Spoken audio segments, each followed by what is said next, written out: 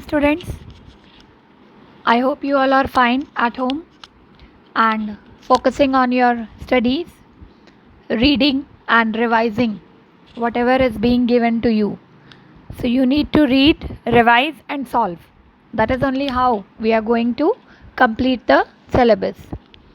So we completed the chapter Electoral Politics, and now I'll be giving you a worksheet, and I'm discussing it with you people because I know that you people are unable to write any answer unless it is discussed in the class. No, I am not doubting your capability, but only because this is for the first time that I am giving a worksheet on this chapter. I'll discuss this and then we'll move on to the next lesson. So the first question is, define the term election. A very straight question that is there in your textbook also, and this was discussed by me. So you can write that, and of course please you will not just keep listening to me and jotting it down. आप उसे copy नहीं कर लेंगे अपने notebook में. Okay, you will listen to me at one go. After that you will sit with your textbook and notebook and you will write the answers in your own words, because anyways when you are sitting for the examination there would be no recording from my side. So what you will do is you will listen to me at one go, you will listen to this recording, you listen to this video, and after that you'll take your notebook and you'll just keep this worksheet and you will write the answers in your own words. Okay, so define the term election. I already explained you that election is a kind of a mechanism through which people of our country, they choose their representatives at regular intervals. And why do I say it that regular intervals? Because in our country the constitution has mentioned that after every 5 years the election has to be conducted, be it Lok Sabha or be it Legislative Assembly. Okay, so election is a mechanism by which people can choose their representatives at regular intervals, and they can also change them if they wish to do so. That is, if they are not happy with the existing government, so in the next election they can change them. Fine, let's move on to the next question. Why do we need elections? What is the need of the elections? And what are the choices made by the voters in an election? Now, why do we need election? There is a concept called as rule of law. We need to establish this. Rule of law, that is, it establishes equality. It gives liberty to everyone. So if there is no election, there would be no government. And without no government, there will be anarchy in country. Anarchy का मतलब होता है lawlessness. I taught you this. So we need to establish a rule of law. Okay, a rule of people is possible only if election is conducted, and then also election gives us a chance to choose our representatives at regular intervals. So therefore election is an essential mechanism for any country that is democratic in nature. Now the next part of the question is, what are the choices made by the voters in an election? So the choices are that they can choose who will make laws for them, and they can choose who will form the government and who will take major decisions.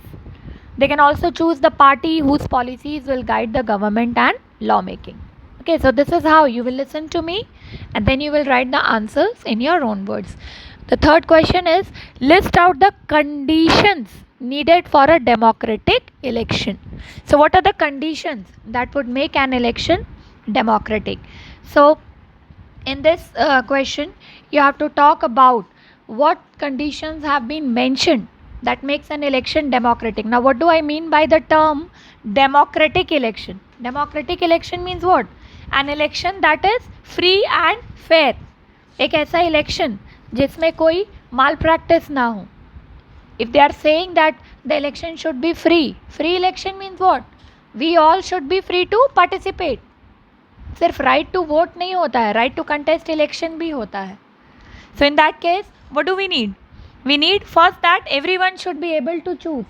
मतलब right to vote जो है वो equal होना चाहिए. Everyone should have one vote and every vote should have equal value. Okay, then second point you can write that there should be something to choose from. Like we are in a multi party system, so a multi party system gives me a chance to choose from. If only like there are two parties, then I don't get much chance to choose. I only get right to vote. I don't get right to choose. So there should be something to choose from. There should be various parties with different ideologies. Then you can write that the choice should be offered at regular intervals. That is, after every fixed period, election should be conducted. Then the fourth point could be that the candidate preferred by the people should get elected. The people who have voted for a candidate in large numbers should be elected. And fifth, election should be conducted in a free and fair manner where people can choose as they really wish. So if we are talking free and fair election, that only means that free means we all are free to participate. There's only one criterion, that is age. And fair, there should be no malpractice, there should be no fraud that is there during the process of election. Okay? The fourth question is, point out the demerits of electoral competition or political competition. So what are the demerits? Any phenomenon has its advantages and disadvantages. So even electoral competition has its merits and demerits. So here you can write that it creates a sense of disunity or factionalism in every locality. Why? Because the people are divided based on the ideologies of different political parties. Then different political parties and leaders, they often start leveling allegations against one another, and they stoop down to the extreme of the level. You would have heard during the last election our honorable prime minister being called as gawar and neech and chai bechne wala. So this is to what level they stoop down. Then you can write that parties and candidates often use dirty tricks to win elections, and some people also say that this pressure to win electoral fights does not allow sensible long-term policies to be formulated. Fine. Next, examine the advantages of regular electoral competition. So what are the advantages? Regular electoral competition provides incentives to political parties and leaders. They know that if they are raising issues that people want to be raised, their chances of popularity and victory of course increases in the next election. And on the contrary, if they fail to satisfy the voters with their work, they will not be able to win again. The same thing happened with the Congress in 2014. And then in 2019 also. People lost their faith in Congress. So even if a political party is motivated only by desire to be in power, even then it will be forced to serve the people. Because people will only vote for you, will only bring you back to power if you are serving their cause. And political competitions may cause division and some ugliness, but of course it finally helps to force political parties and leaders to serve the people. Then the next question is, differentiate between a general election and a by-election. I don't think there is a need to discuss this because this was discussed very well, and I had already sent you an assignment wherein this question was there. But the difference is only that a general election is held after a fixed tenure, that is after every 5 years, and this is conducted on that is a regular phenomenon, and it is conducted in a day or two throughout the country. And a by-election is needed when there is a death or resignation of a member, and because of that a constituency seems to be vacant, and to fill that vacancy when the election is conducted, that is called as a by-election. There is one more term, that is midterm election. That is maybe before the completion of full term of 5 years, if the Lok Sabha or Vidhan Sabha, that is the legislative assembly, is dissolved, election then will be held in all constituencies to form a new government, and then this is called as midterm election. What are electoral constituencies? How many constituencies are there for the Lok Sabha election? The country for the purpose of election is divided into different small areas, and these areas are called as electoral constituencies. The voters who live in an area, they elect one representative. As for now, the Lok Sabha is divided into 543 constituencies. Then, what are reserved constituencies? And this was also done in the video that we were sending you previously. In that there was a topic, reserved constituencies, wherein I discussed this in detail. So basically, the reserved constituency is a mechanism to empower the SEBC, that is the socially and educationally backward classes of our countries. So some of the constituencies, that is some of the electoral areas, are reserved for those people who belong to the backward strata of our society, and in the lower section of society, it is in the lower level of government, that is the local self government or PRIs, it is also reserved for women. So the system of reservation to empower women and the socially and educationally backward classes of our country, so that they can become a part of government and they can also represent people and they can put forth the problems that is faced by their community. Certain constituencies are reserved, and therefore these constituencies are called as reserved constituencies.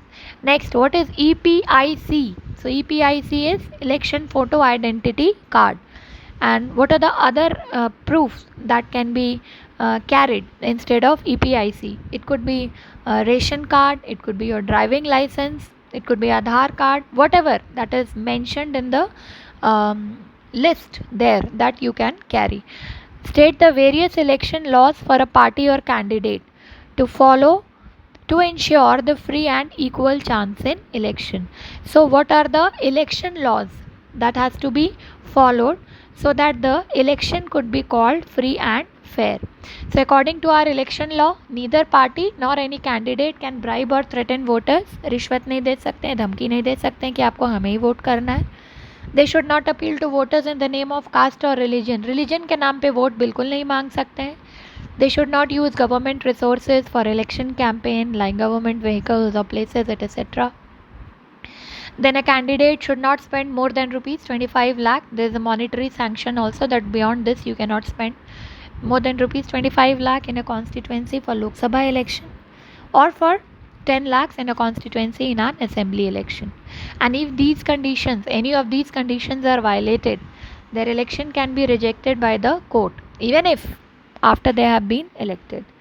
The next question is, what is model code of conduct?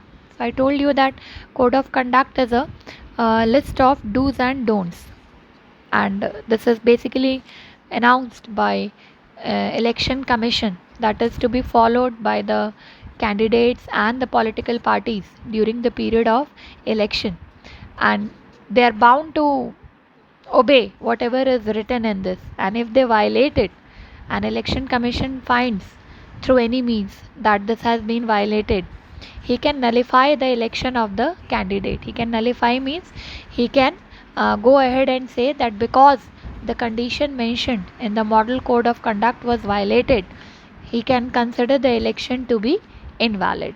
And this power has been bestowed upon whom? This power has been bestowed upon election commission. So what does it say? What is a model code of conduct? So model code of a conduct is a list of do's and don'ts, that is the political parties and the candidates, what they can do and what they cannot do. So, and in this case, what they cannot do, they cannot use any place of worship for election propaganda. They cannot use government and vehicles, aircrafts and officials for elections. And the most important is that once the date, the elections are announced, the ministers, they cannot lay any foundation stones of any projects. कोई शिलान्यास, कोई नया project नहीं शुरू कर सकते हैं. They cannot take any big policy decisions, or they cannot make any promise of providing public facilities. And why is it done? It is done so that the major political party, they don't get an edge over other smaller political parties. The outcome of India's election speaks for itself. Justify the statement with suitable examples. So the outcome of India's elections speaks for itself. The other question for this could also be that elections in India are free and fair. Justify the statement. So in this case, you can write that it has been a regular phenomenon in India that the ruling party routinely loses election in India, both at the national and state level. In fact, in every 2 out of the 3 elections held in the last 15 years, the ruling party lost. In the US, an incumbent or sitting elected representative rarely loses an election. And on the contrary, in India, about half of the sitting MPs or MLAs, they lose elections. Candidates who are known to have spent a lot of money on buying votes and those with known criminal connections also lose election. And barring very few disputed elections, the electoral outcomes are usually accepted as people's verdict by the defeated party. Okay. And the last question is, how is the election commission formed and why is the body being made so powerful and independent? So the election commission is basically appointed by the president of India. It is a 3-member body. We have one chief election commissioner and the 2 other election commissioners to assist the chief election commission. Why has the body been made so powerful and independent? So first I'll discuss how is it powerful and independent. The election commission has the full power to conduct the elections in free and fair manner, and it is not answerable to any government. And when on election duty, the entire government officers, they work under the control of election commission and not the government. And even if the ruling party does not like what the election commission does, it is virtually impossible to remove the election commission. And the process of removal of election commission is called as impeachment. That is the same as the president of India or the judges of the High Court and the Supreme Court. And why is that it has been made so cumbersome and so difficult? Because the body has to be powerful and independent. अगर वो independent होंगे तभी वो political bias से free होके काम कर पाएंगे, नहीं तो वो तो ruling party के control में रह जाएंगे. And it has been made independent so that it is not working under any kind of fear or any kind of favor. And it is powerful because the election needs to be conducted in a free and fair manner. It has to implement the code of conduct. If the code of conduct is being violated, it has to punish the candidate or any party that is violating the code of conduct. And during the election period, the election commission can order the government to follow any guideline to prevent the use or misuse of government power. So because he has been charged with so many duties, that is, he has to look into the election that it should be conducted in free and fair manner. Okay, it has to come out with model code of conduct. It has to see that no provision in the model code of conduct is violated. EC conducts polls, it counts votes, it declares the results. The election symbol is allotted by election commission. Election commission receives the nomination form. It scrutinizes the nomination paper. So when the body is entrusted with so many duties, the body needs to be independent so that it is free from any kind of political fear or favor. So I have discussed the entire worksheet with you. Now your job is that now you will sit with your notebook, you will write the answers of all the questions in your own words. As far as possible, try to do it. And if you are not able to do that, your textbook is always there with you. You can open it, you can again read and revise the chapter, and then you can write the answers. Thank you, students. We'll meet again in the next lecture.